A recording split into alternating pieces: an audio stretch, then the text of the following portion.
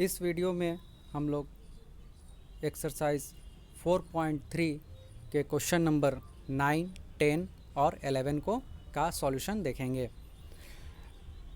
Question number 9 क्या कह रहा है? 2 water taps together can fill a tank in 9 whole 3/8 hours. 2 water taps हैं, यानी 2 नल हैं, वो एक टैंक में एक साथ खोला गया है, तो एक साथ वो 9 होल 3/8 आवर्स में भर सकते हैं। The tap of larger diameter, जो बड़ा वाला जो टैप है उसका जो डायामीटर है, takes 10 hours less than the smaller one to fill the tank separately. यानी अगर अलग अलग हम लोग उस नल को खोलते हैं तो बड़ा वाला जो टैप है वो 10 घंटे कम में ही छोटे वाले टैप के रिस्पेक्ट में वो 10 घंटे कम में ही भर देगा। तो find the time in which each tap can separately fill the tank. तो हम लोगों को अलग अलग दोनों जो टैप है वो कितने कितने टाइम में उस टैंक को भरेंगे वो हमें ज्ञात करना है।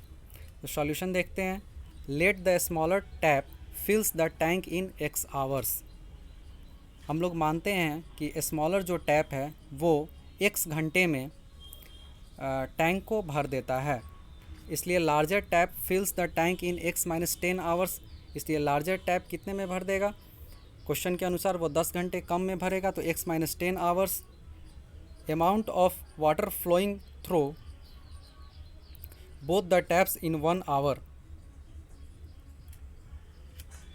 अब 1 घंटे में दोनों जो टैंक है वो अगर साथ में चल रहा है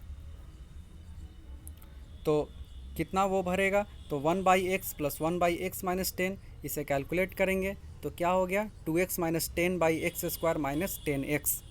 अकॉर्डिंग टू द क्वेश्चन के अनुसार क्या कह रहा है? ये जो है इसे हम लोग कैलकुलेट करेंगे 9 होल 3/8 को, तो ये क्या हो जाएगा? ये 70 ये क्या हो जाएगा? 75/8 हो जाएंगे। तो हमेशा इस तरह के क्वेश्चन में याद रखिएगा, ये हमेशा ये रिवर्स हो जाता है। यानी इसे कैलकुलेट करेंगे तो 9 होल 3/8 को अगर कैलकुलेट करेंगे तो कितना हो जाएगा? 75/8 हो जाएंगे। अब इसे हम लोग रिवर्स कर देंगे, क्योंकि यहाँ x को भी 1/x किए हैं और x-10 को क्या किए हैं? 1/x-10 किए हैं, तो ये भी रिवर्स हो जाएगा। 8/75 = 2x - 10/x² - 10x। इसे हम लोग कैलकुलेट करेंगे तो ये क्या हो जाएंगे? ये क्रॉस मल्टीप्लिकेशन करेंगे तो 75 × 2x - 10/8 × x² - 10x = 1। फिर आगे हम लोग कैलकुलेट करेंगे तो एक बार 75 से 2x से में करेंगे, फिर 75 में -10 से करेंगे, फिर 8 में x² से करेंगे, फिर 8 में -10x से करेंगे, तो क्या हो गया? 150x - 750/8x² - 80x = 1। फिर हम लोग इसे क्रॉस मल्टीप्लिकेशन करेंगे तो क्या हो गया? 8x² - 80x = 150x - 750। इसे आगे कैलकुलेट करेंगे तो क्या होगा? 8x² - 230x + 750 = 0। यहाँ a = क्या हो गया? x² के साथ क्या है? 8 है, तो a = 8, b = -230, c = 750। अब d का वैल्यू निकालेंगे तो क्या होता है? b² - 4ac, d अर्थात डिस्क्रिमिनेंट। तो क्या हो गया? इसका वैल्यू हम लोग पुट किए तो क्या आ गया? 28900। ये क्या है? 0 से बड़ा है, इसलिए यह क्या हो गया? Roots are real. अब जब रियल हो गया तो x का वैल्यू हम लोग निकालेंगे तो -b + -√b² - 4ac/2a। फिर इसका वैल्यू पुट करेंगे, b का वैल्यू पुट करेंगे और plus minus under root b square minus 4ac का वैल्यू पुट करेंगे। तो क्या हो गए 28900 यहाँ हो गए अपॉन 2 इंटू 8। तो ये 28900 जो होते हैं 170 के स्क्वायर होते हैं। तो एक बार हम लोग प्लस लेकर चले, फिर हम लोग माइनस लेकर चले। तो एक बार अल्फ़ा जब प्लस लेकर चले तो 25 आंसर आया। बीटा इज इक्वल टू क्या आ गया 15/4।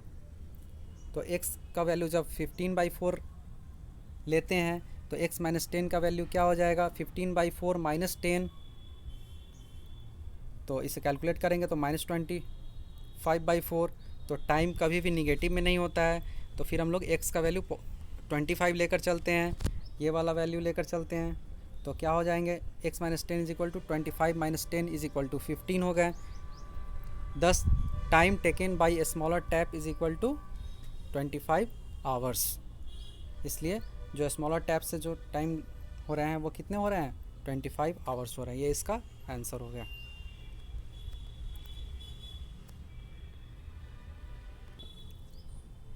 अब हम लोग क्वेश्चन नंबर 10 देखते हैं। An express train 1 hour less than a passenger train to travel 132 kilometre between Mysore and Bangalore without taking to consideration the time they stop to intermediate stations. देखिए एक express train जो है 1 घंटे कम टाइम लेती है पैसेंजर ट्रेन से, किसके बीच मैसूर और बेंगलोर के बीच, जो 132 किलोमीटर है। If the average speed of the express train, जो एवरेज स्पीड जो है एक्सप्रेस ट्रेन की is 11 kilometre per hour more than that of passenger train, passenger train के स्पीड से 11 किलोमीटर पर आवर ज़्यादा है। Find the average speed of two trains, दोनों train के एवरेज स्पीड्स को निकालना है। तो let the average speed of passenger train be x kilometre per our, जो पैसेंजर ट्रेन की एवरेज स्पीड है उसे हम लोग माने x किलोमीटर पर आवर। तो average speed of the express train is equal to क्या हो जाएगा x plus 11 kilometre per hour. Question में दिया हुआ है, यहाँ देखिए 11 किलोमीटर पर आवर ज़्यादा है तो ये लिख दिए। Total distance covered 132 kilometre, total distance 132 kilometre है, ये भी क्वेश्चन में दिया हुआ है। Also time is equal to क्या होता है डिस्टेंस बाई स्पीड। तो time taken by passenger train is equal to क्या हो जाएगा 132 बाई x। यहाँ डिस्टेंस 132, एक बार क्या हो गया स्पीड हम लोग x लिए, यहाँ देखिए x लिए तो अपॉन x हो गया। Time taken by express train के लिए क्या हो गया 132 बाई x प्लस 11 हो गया। According to the question, question के अनुसार क्या कह रहा है, ये 1 घंटे कम लेती है किससे एक्सप्रेस ट्रेन, पैसेंजर ट्रेन से 1 घंटे कम लेती है। तो एक्सप्रेस ट्रेन का क्या है 132 by x plus 11 is equal to passenger train का क्या है 132 बाई एक्स माइनस 1, यानी 1 घंटे कम ले रही है। तो इसे हम लोग आगे कैलकुलेट करते हैं। तो कैलकुलेट करेंगे, फिर 132 कॉमन ले लेंगे तो 1 by x plus 11 minus 1 by x is equal to -1। फिर इसे आगे कैलकुलेट करेंगे तो कैलकुलेट करने पर क्या आएगा, आप लोग अच्छे से कैलकुलेट कीजिएगा। यहाँ कैलकुलेट करने पर -x² minus 11x is equal to -1452। तो फिर हम लोग x ये लेफ़्ट हैंड साइड वाले को राइट हैंड साइड में भेजते हैं। तो x² plus 11x minus 1452 is equal to 0 हो जाएगा। तो यार a इज इक्वल टू क्या हो गया 1, b is equal to 11, c is equal to -1452। तो फिर हम लोग डिस्क्रिमिनेंट निकालते हैं, d का value, d is equal to b² minus 4ac। तो 11 का square minus 4 into 1 into minus 1452। तो वैल्यू आ गया 5920 जो कि 0 से 5929 जो कि 0 से क्या है बड़ा है। तो रूट्स क्या हो गया रियल हो गया। फिर हम लोग x यानी क्वाड्रेटिक फार्मूला का यूज करेंगे। तो -b plus minus √b² minus 4ac/2 value put करेंगे तो क्या आएगा -11 प्लस माइनस 77/2। ये जो है √5929 ये 77 का √5929 क्या होता है 77, यानी 77 का जो स्क्वायर होता है वो 5929 होता है, इसलिए अल्फ़ा इज़ इक्वल टू, एक बार प्लस लेकर चलेंगे तो अल्फ़ा का वैल्यू 33 हो जाएगा, फिर बीटा का वैल्यू क्या हो जाएगा, एक बार माइनस लेकर चलेंगे तो -44, फिर स्पीड माइनस में कभी नहीं होता है, तो x is equal to 33, average speed of passenger क्या हो गया 33 kilometre per hour, 33 kilometre per hour. Average speed of express train का क्या हो गया x + 11 किलोमीटर पर आवर, हम लोग पहले मान चुके हैं, तो क्वेश्चन के अनुसार तो 33 + 11 किलोमीटर पर आवर यानी 44 किलोमीटर पर आवर, ये इसका दोनों आंसर हो गया। अब हम लोग लास्ट क्वेश्चन को देखते हैं, इस एक्सरसाइज के लास्ट क्वेश्चन को देखते हैं। Question number 11, sum of areas of 2 squares is 468 metre square. 2 squares का एरिया जो है उसका योग यानी सम क्या है 468 metre square. If the difference of their perimeter is 24 metre, अगर दोनों स्क्वायर के पेरीमीटर का जो डिफरेंस है वो 24 मीटर है, find the sides of the 2 squares. तो हम लोगों को दोनों स्क्वायर्स के साइड्स को निकालना है, तो इसका सॉल्यूशन देखते हैं। Let the side of the smaller square be x metre. हम लोग क्या लेकर चलते हैं, साइड जो स्मॉलर, 2 स्क्वायर दिया हुआ है, क्या है, एक स्क्वायर ये ले लिए मान लिए और एक स्क्वायर ये ले लिए, तो स्मॉलर का जो साइड है, देखिए स्क्वायर के जो 4 साइड्स होते हैं वो इक्वल होते हैं, तो स्मॉलर स्क्वायर के जो साइड्स को हम लोग x मान लिए कुछ, और तो पेरीमीटर इसका क्या हो जाएगा 4x हो गया। टोटल पेरीमीटर क्या होता है 4 इंटू साइड्स होते हैं, तो 4x हो गए। फिर इसके क्वेश्चन के अनुसार क्या दिया हुआ है, perimeter of the larger square क्या हो जाएंगे, यहाँ क्वेश्चन में देखिए, if the difference of their perimeters is 24 metre, जो डिफरेंस है 24 मीटर हो जा रहे हैं, यानी perimeter of the larger square क्या हो जा रहे हैं, इस छोटे वाले के क्या हो जा रहे हैं 4x, तो इसके क्या हो जाएंगे 4x + 24 हो जाएंगे।